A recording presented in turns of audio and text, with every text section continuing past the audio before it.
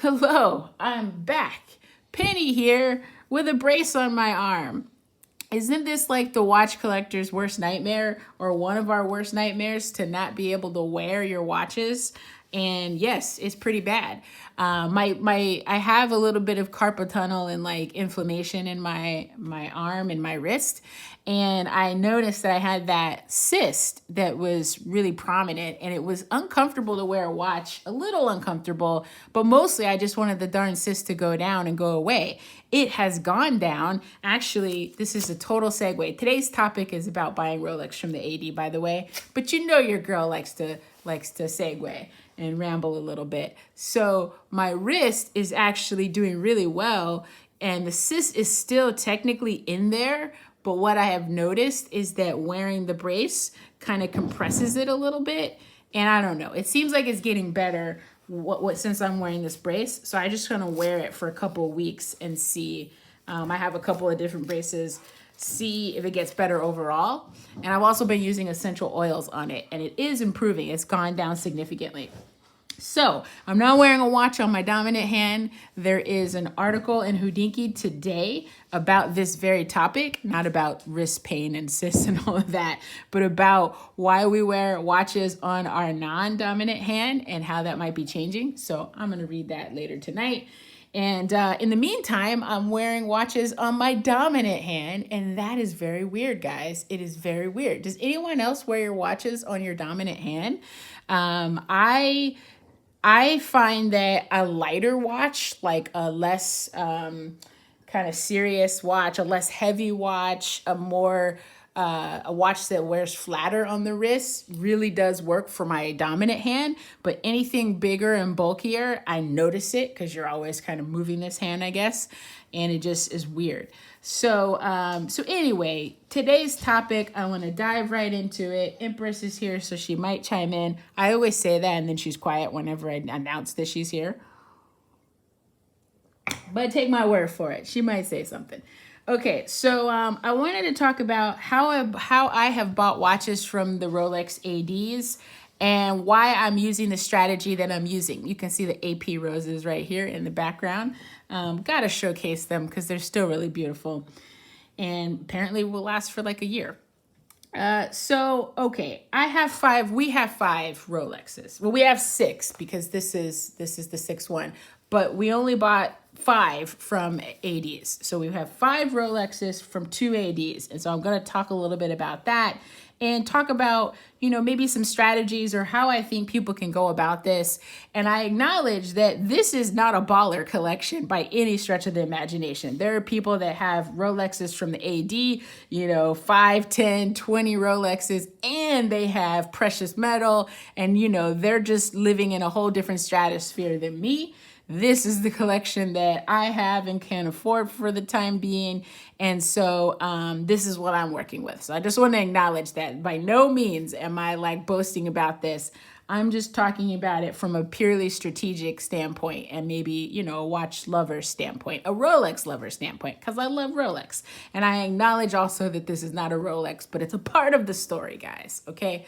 So what you see here are two rows because this represents AD number 1, who I've purchased from. The first AD I bought a Rolex from starting in 2019. I told you the story of how I got the BLNR as my first Rolex from an AD. And this is, I have a video on my channel talking about this, how that happened. So the BLNR was my first Rolex from an AD, guys. And this really kind of disproves the saying or the common advice that you have to start low. You have to start with something that you can get your hands on, a Datejust 36, or, before the Oyster Perpetuals were hot, when we had the OP39s, maybe you could have got that. You definitely could have got that. I also note that I bought this in 2019. There was definitely a Rolex craze, but it wasn't as crazy as it is right now. So that was my first Rolex from the AD. And again, I started out with one AD. I visited many and talked to several over the time, but there was one in particular that I just kind of vibed with. And you'll go back to that video, hopefully, and note that he actually offered me the original all black GMT ceramic Rolex before I bought this, and I turned it down. So this was my starting place, the BLNR. After that, I got the Oyster Perpetual for Empress, and I actually ordered it because at the time you could order your Rolexes. You know, you could order your Datejust, your OPs, and I ordered that for Empress. And then, so that was the same year. Those were both 2019. And then we went a while without getting anything from that AD. In fact, 2021, so that was 2019. In 2021, I got the Submariner. You will look back at hopefully my videos, the quest for a Submariner. I really wanted a Kermit, the new Kermit, the green sub, and this is what he offered. So those are the 3 watches I bought from 80 number 1. Now, I will say that he has offered me several other watches since then, you know, kind of all the time. Anytime I go in there, we talk about watches, and it's like I can't even go in there because I am afraid I'm going to buy something. I'm afraid. I'm really afraid. I almost got the CH&R. He had one I mentioned it, that's what I wanted in like a few months. And this was over the summer, and early in the summer, and he got one. He got one in, he texted me. It was right after I bought the AP, like literally the day after I bought the AP. I screamed and it was like, no, because I could not afford the Royal Oak and the CH&R back to back like that. That was too much. It would have hurt. It really would have hurt. So I declined that. But then he since has offered me another root beer and then a bluesy. And I don't know why we didn't take the bluesy, because Empress really wants one. I really dig it. It's a nice watch, and I felt really like sick to my stomach that I said no to the bluesy, mostly because I want to save and be sensible. So that's 80 number 1. I have purchased those 3 watches and been offered other watches. I have asked for other watches, so I will get into that too. Basically about like what kind of client am I? You know, I feel like I'm a very mid-tier type of client, or even low tier type of client for these ADs. So I'll talk about that in a second. But 80 number 2, I've talked to for just as long as I was talking to 80 number 1, you know, kind of like, it's so weird. It feels like dating or something. Like, you know, I was talking to Honey Boo over there, number 1, and then Honey Boo number 2 came to the scene. It's so crazy, this whole Rolex thing. But yeah, so 80 number 2 is the first time I've purchased anything from them, was this year in March. So March of 2021, I got the Milgauss. You probably will recall my long saga about wanting to rebuy the Milgauss. And so I got that as the first watch, a Milgauss as number 1. Then the reason the Tudor is here, just to show the purchase history. So I had no prior purchase history whatsoever at that AD. Not a piece of jewelry, not crystal, like rings, nothing. I just bought the Milgauss and was really in good terms with the sales guy. I've turned down before the Milgauss. Let me just say that he had offered me several Tudors, like a blue Pelagos and the Tudor GMT. And these were watches I did express interest in, like saying like, oh yeah, I really kind of like that. And we might want that someday, but I wasn't saying put me on a list for them. But he did call me several times for Tudors. And then I kind of had to be like, we don't like Tudor like that. Like we don't want those watches instead of a Rolex. So he came through with the Milgauss, which I was hunting for. And then kind of as a gesture of goodwill, and because Empress really loves the red Tudor, we got her the red Tudor recently. So that was the second purchase from 80 number 2. Then really like a month later, after thinking that we weren't going to get this watch because they really were saying that like it's hard to get the Datejust. It's hard to get stainless steel Datejust, especially the blue dial on the Jubilee bracelet with the fluted bezel. We were thinking that this wasn't going to happen in time for Empress's birthday, and it came early. It came well before her birthday. So this was the third purchase. And I know that I could have got a Datejust from the AD number 1, any kind of Datejust, maybe not the blue. Like he's kind of more, you know, whenever something comes in, he wants you to buy it. So he might not really wait around for the right configuration. So I can't say for sure that AD number 1 would have gotten us the exact configuration she wanted, but he definitely would have gotten us a Datejust 41, which this is, and he would have gotten it, you know, maybe white or silver, I don't know, some kind of color or configuration, and definitely the Jubilee and fluted. Wimbledon dial, I was offered the Wimbledon dial at that AD too.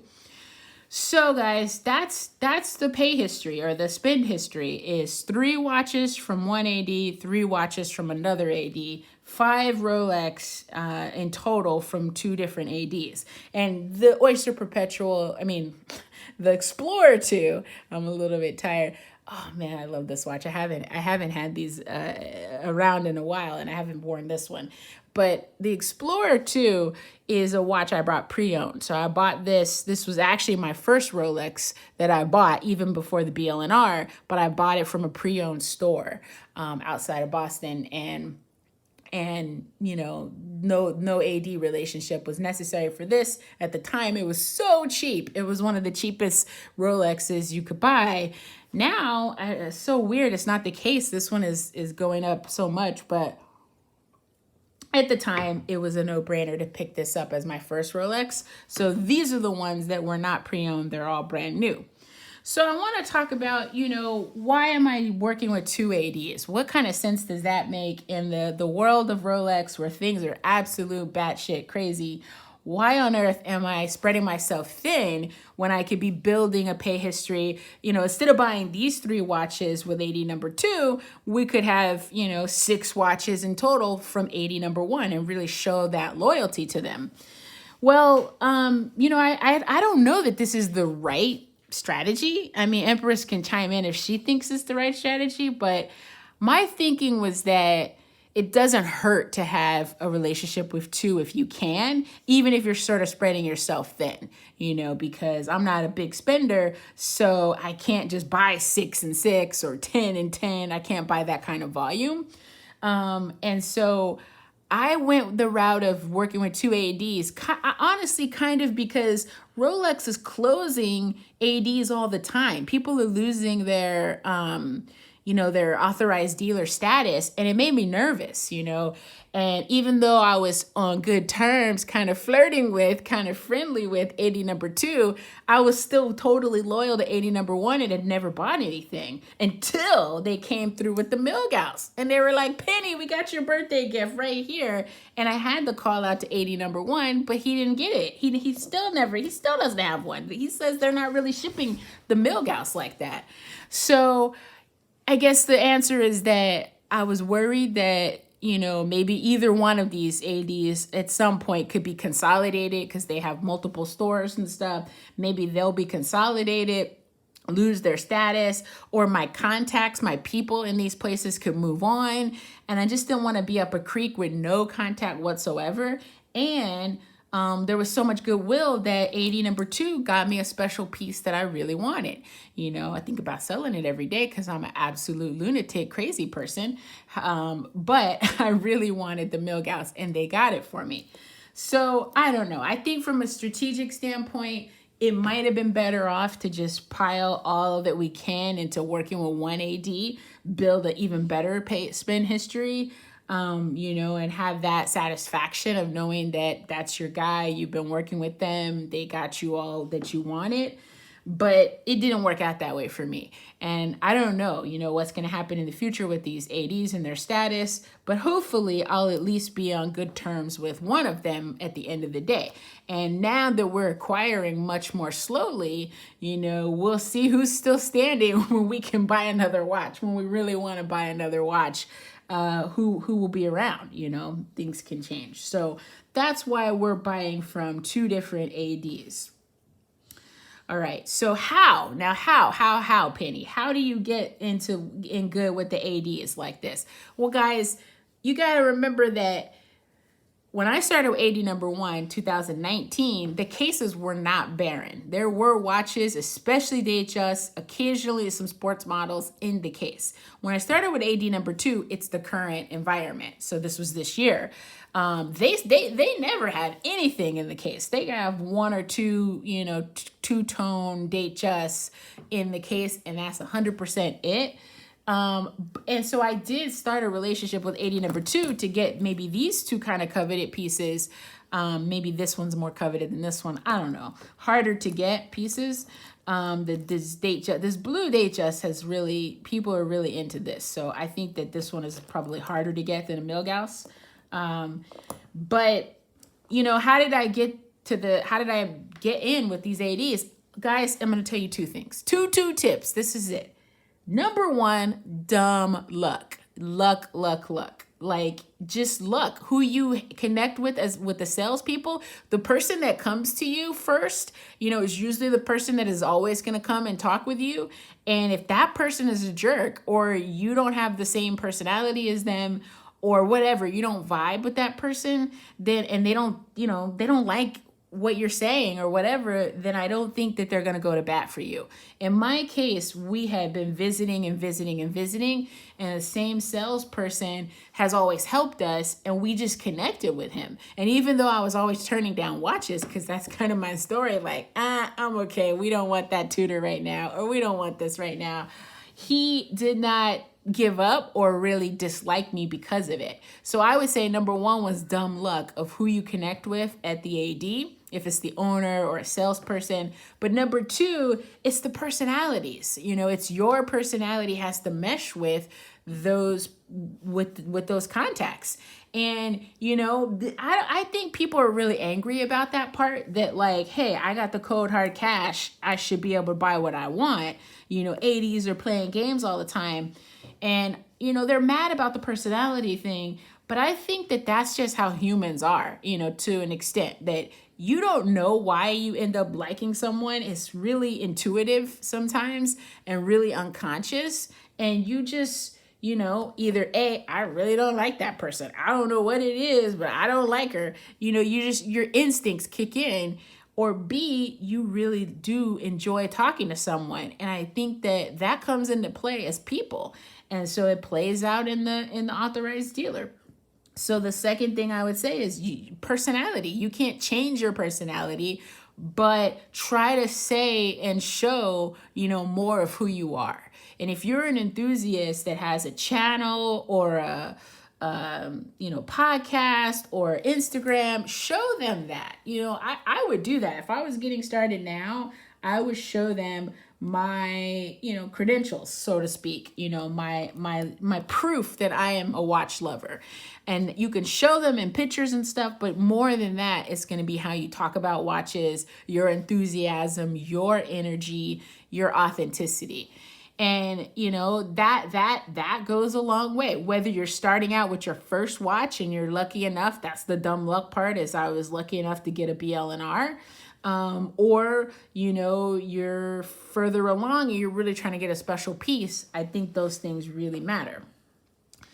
Now, would I suggest going to smaller ADs versus the boutique or bigger stores? Not necessarily, because again, with those two factors of dumb luck and personality, smaller ADs have the downside of you just might not click. They might just frown up at you and you don't have anyone else to turn to that you could build a rapport with. Smaller ADs also get less stock. They really do. And they might be more vulnerable to being cut by Rolex. Rolex has closed so many of the smaller ADs. So I would say go with the vibe. You got to go visit as many of them in your region as possible, and then go with where you vibe the best. That's really it. Even if they don't have anything, and even if they're not promising you anything, just don't give up and keep visiting them. Don't badger them going every week, but go like maybe once a month or once every 2 months or something like that. At the very least, once a quarter, I would say. So then what level customer am I? So this is my spin history, guys, spread out over 2 ADs. And I have asked for the big guns. I've asked for the baller shot collar watches. I've asked for a Daytona from AD number 1. Because I was like, once you start out at the BL&R, I mean, where else can you really go, right? Like I have aspirations to get a Daytona. I've asked for a Pepsi, kind of very soft on the Pepsi. It wasn't as serious, but I've repeatedly said, would you get me a Daytona if you got one? And he was like, I would give you one, a steel Daytona if I had them, but I'm just not getting them. So I don't know if I 100% believe that, but that's what he said. He did offer me a gold Daytona. If I wanted to put that kind of cash into a gold Daytona, I don't know that I want to, but he said I could order a gold Daytona and it will take a while to fulfill. I have also been offered, like I said, a bluesy and a root beer from that AD, Wimbledon dial date just, which I liked a lot, guys. That watch was cool. But I really need to figure out what I want to ask for going forward. I have asked for a Kermit from when the Kermits first came out, the new sub LVs. I did ask for that, and he gave me the no date sub instead and was like, nah, So that kind of indicates to me what level customer I am. I'm a customer that they will give some good pieces to, but probably not your dream, pieces. Oh, I was also offered a day date, like a day date 36. Of course, the precious metal pieces, I think, really take you up a notch if you can buy those and you can buy them regularly. A couple of precious metal pieces, I cannot. I mean, not without selling. So it really hinders me to not consolidate my watches. I just have to be able to do it slowly and save. But if you can buy gold pieces, I think that'll take you up a notch.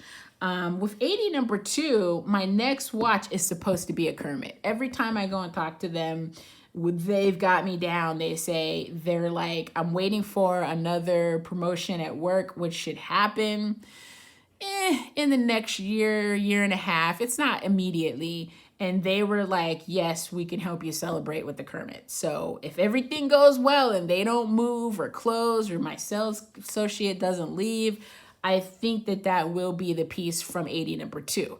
It's the long, slow game with it, but I'm okay with that because I don't want to buy anything else right now. From 80 number 1, I don't know what to ask for. I mean, I really think I'm kind of done with Rolex, at least to an extent. Like, I have most of what I really like, except for starting to get into precious metal pieces. We're really kind of curious about AP and may want to go in that direction. So if I get another Rolex from the AD, from 80 number 1, I really want it to be a heavy hitter, something that I love the GMT. It's my favorite style of watch. So I would like a Pepsi. I would like a Pepsi on the Oyster bracelet so that I could switch between the two. And I want to ask him for that the next time I see him. Like I said, I'm scared to go in there because he might try to sell me something or offer me something that I don't want as much. And I might be really tempted to take it because, it's Rolex and I have an addiction. So I think I would ask him for a Pepsi Oyster as my next possibility there, and continue to press on the Daytona, which again, I mean, a stainless steel one sounds really, really hard. He has mentioned that I could possibly get a two-tone Daytona, so that is something that I am considering as well, kind of. I'm not sure that I love the two tones. I think with Daytona, it's either gold or steel. Those look the best. The only two-tone Rolexes that I really like a lot are the bluesy and the root beer. And I don't know why I keep turning down the root beer. I think the reason I keep turning down the root beer is because if I get another GMT, it just feels like it should be the Pepsi. If I get a root beer, I'm still gonna want a Pepsi. I'm kind of wiping the smears off. If I get a root beer, I'm gonna have a BL&R and a root beer, and it's still gonna, as a GMT collection, feel incomplete without the Pepsi. If I get a Pepsi, I don't need any more GMTs. That's how I think about it. And I still have the Polar Explorer with that GMT function. I really like the vintage Pepsi too, even more so than the current Pepsis. But I just feel like, oh, I don't want to get into the hassle or the challenge of buying buying a used Pepsi. Are the parts going to be all correct? That kind of stresses me out. So I might do that if there's no way possible that I can get one at retail. So I don't know what comes next, guys. Those are the things that I will ask for. But it will be a while. And I think that does hurt me a little as a collector because I'm not always in the store buying and buying and buying, and I do think that those customers that can do that, get priority for sure. So after Empress got her Datejust, I was like, we should just sell everything and have Datejust, So again, that's the level of crazy that you're dealing with here. So you can't really hold me to what I say I want next. Hopefully you can hold me to when it's going to happen. And I'm hoping that we will, be able to celebrate a promotion sometime for a really big milestone promotion for me in a year and a half or so. And B, when we hit our year mark of doing the fasting thing, weight loss thing, I would love to celebrate that with a big piece. So maybe that can be a Pepsi at retail or something special. So guys, that's the story of how we have 5 Rolexes, modern Rolexes from the AD. I'll take the Tudor out of here, but I just wanted to show the pay history or the spin history with AD number 2. But yeah, it's basically, it's just 5 pieces. And I think that as far as Rolex are concerned, these are fairly modest pieces. They're all sporty. I think this makes a good collection if you want some variety in your Rolex collection. Let's see, they're all kind of spread out here because you have your Datejust, which is all purpose. People in the comments told me you can wear this to the symphony. So when we go to the symphony, hopefully this year, we got to remember to buy tickets. But anyway, that's coming up. It's so crazy. Anyway, we got to update our season passes and stuff. But if you go to the symphony and you wear a Datejust, you can wear a Datejust to the symphony. People say like opera symphonies or formal wear, you can do that. We don't have I don't have a dress watch, so it would be something like that. But again, this is Empress's watch. I might wear if you wear this, I would wear your Longines because you have that tank. I have a very beautiful tank. Yeah, so she does have a proper dress piece. So but these are sporty. You're making faces, but these are technically sport watches. So I think if you wanted some variety, this is not a bad set to have because you've got the crazy as hell Milgauss, which is, people have asked me in the comments recently why I wanted the black one as opposed to the Z blue. I just like the contrast between the black dial and the green, whereas with the blue and the green, it makes more of a teal or turquoise kind of color. And I wasn't really feeling that. I think you can see the green crystal so much more with the black background. And it's just weird. It's a weird watch. But in natural light, it does not look great indoors to me. In fact, it looks kind of chocolatey. It doesn't even look black. But in natural light outside, this watch is so cool, guys. And then you've got, your polished center links. So it's a little fancy. And, they got some good scratches on that. And then, of course, you've got your BLNR, which is sporty. Next to the Datejust, it feels like a beast. It feels pretty big. But I would say, you can wear this in a lot of occasions, like sport casual, sports coat style, And then you have your low profile Oyster Perpetual, which is really awesome. I think we sleep on this in our household of forgetting how perfect and how pleasurable this is with its very thin, low profile. I think it's unique because, Rolex doesn't make the 39s anymore, or at least at the moment they're not making them. And it definitely is the perfect size. If you want to know, for me, is the 39 Rolex Explorer better than the 36? I was interested in getting a 39 Explorer, kind of, but I'm totally not interested in getting a 36 because the only Rolex I like in 36 is the Datejust and the Date 8. We really like the Date 8 36. Yeah.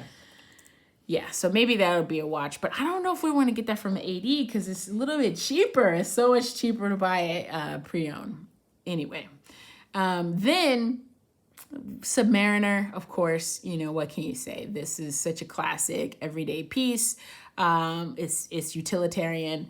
So I think if you were a middle of the road kind of collector, you know, not able to buy or not willing to buy all precious metal pieces, if I were consolidating and selling more often, then sure, I would be able to move faster into getting into precious metal. But we got to save. And I keep buying other things and buying other watches. But we would have to save to hit our target. And by the time we have saved that amount, we're kind of thinking we would rather have another AP. So even if it's a steel AP, there's a couple there that are really awesome.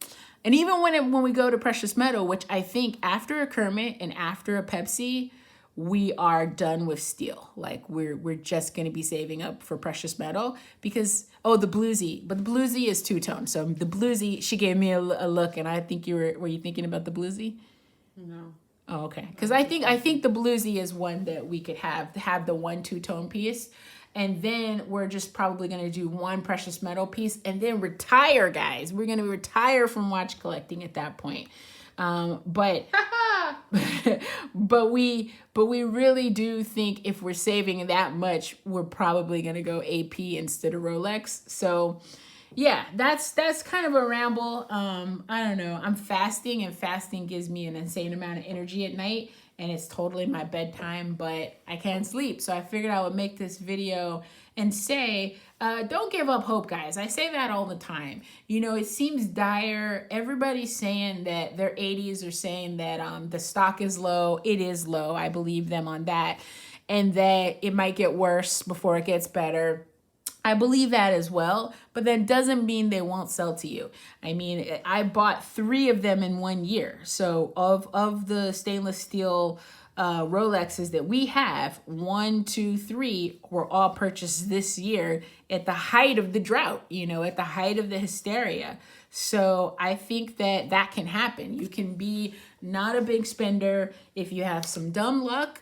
And you get the right personality match with the people that are in the 80s, the sellers. So guys, that is it for now. Let me know in the comments, do you think my strategy of working with 2 80s is absolutely crazy? Do you think I should just stick with 1 AD? Now I'm kind of torn. It is like I'm in a polyamorous relationship, guys. I brought it up.